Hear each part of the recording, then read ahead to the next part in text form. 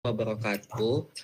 Perkenalkan, kami dari kelompok 4 akan membahas materi dari hasil diskusi kami mengenai CPU scheduling dari mata kuliah Sistem Informasi. Sebelum kami masuk ke materinya, izinkan kami memperkenalkan diri. Perkenalkan, nama saya Muhammad Nabil Al-Muzaki. Perkenalkan, nama saya Pandu Salah Sitanggang. Perkenalkan, nama saya Fadlan Ramadan. Untuk selanjutnya, materi yang pertama akan disampaikan oleh Pandu. Pada Pandu dipersilakan. Konsep dasar CPU. CPU adalah pusat pengolah instruksi atau yang disebut dengan otak komputer.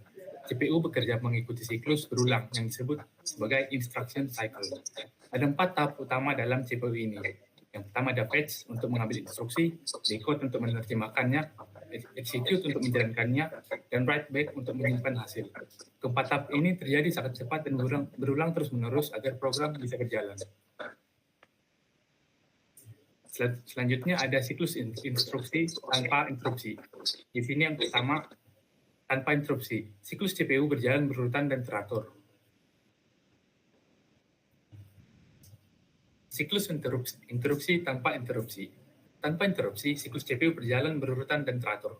Yang pertama itu ada fetch. CPU ambil instruksi dari memori melalui register. Kedua, decode. Instruksi terjemahkan oleh control unit. Ketiga, execute. Instruksi dijalankan oleh ALU atau memori. Keempat, write back. Hasil disimpan ke register atau memori. Setelah itu, masuk ke next cycle. Program counter menambah alamat instruksi berikutnya sehingga siklus bisa berulang otomatis.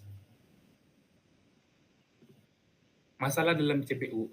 Dalam praktiknya, CPU tidak selalu berjalan mulus karena perangkat I/O seperti keyboard, disk, atau printer bisa meminta perhatian. Kondisi ini disebut interupsi. Dengan interupsi, CPU dapat menghentikan sementara siklus normalnya, lalu melanjutkan kembali. Mekanisme ini justru penting agar komputer bisa multitasking, misalnya mengetik sambil mendengarkan musik.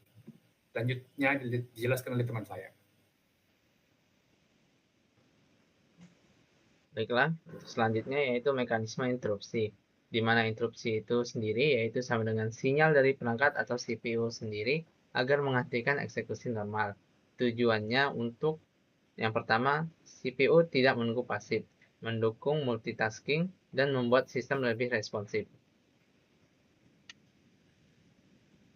Kemudian untuk siklus instruksi dengan interupsi, dengan pertama yaitu fetch dengan penjelasan ambil instruksi dari memori, kemudian decode, instruksi diterjemahkan, yang ketiga ada execute, instruksi dijalankan, kemudian ada cek interupsi, yaitu CPU dicek apakah ada sinyal atau tidak, yang kemudian ada save state, yaitu simpan status CPU, yang berarti visi atau register.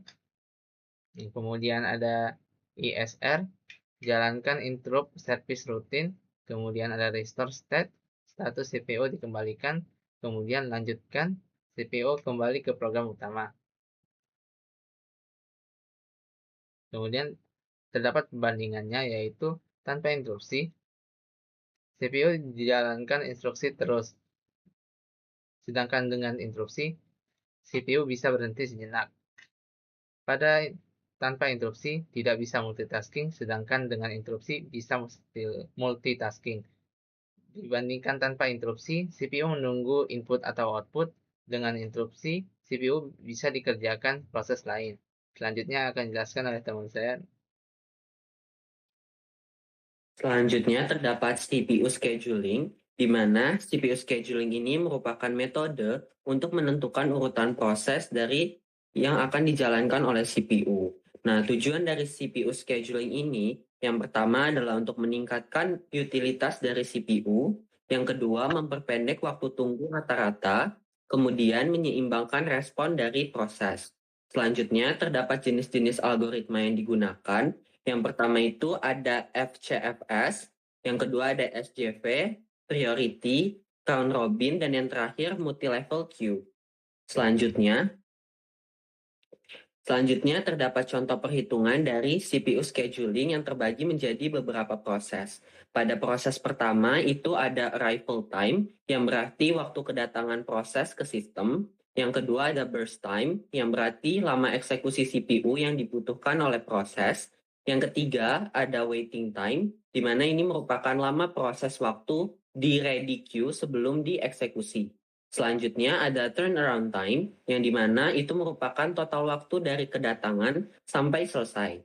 Yang terakhir ada completion time, yang berarti waktu saat proses selesai dieksekusi. Selanjutnya terdapat alur dari perhitungan CPU scheduling ini. Yang pertama, pada saat P1 datang dengan waktu 0, maka prosesnya itu langsung berjalan dan selesai di waktu kelima. Dengan waiting time-nya itu di 0 detik dan turnaround time-nya itu di waktu 5 detik. Nah, selanjutnya dilanjutkan oleh proses P2 yang datang di waktu 1, kemudian menunggu sampai proses P1-nya itu selesai di waktu kelima. Nah, proses P2 itu completion time-nya ada di waktu ke-7 dengan waiting time-nya itu di 4 detik dan turnaround time-nya itu di waktu 6 detik. Nah, untuk proses P3 itu dia datang di waktu kedua. Nah, proses dia akan mulai jalan setelah proses P2 itu selesai di waktu 7. Nah, proses dari P3 ini dia bakalan selesai atau completion time-nya itu berakhir di waktu ke-15 detik. Dengan waiting time-nya itu sekitar 5 sampai 6 detik dan turnaround time-nya itu ada di waktu 13 sampai 14 detik. Sekian materi yang bisa kami sampaikan mengenai CPU scheduling dari kelompok 4. Kami akhiri. Wassalamualaikum warahmatullahi wabarakatuh.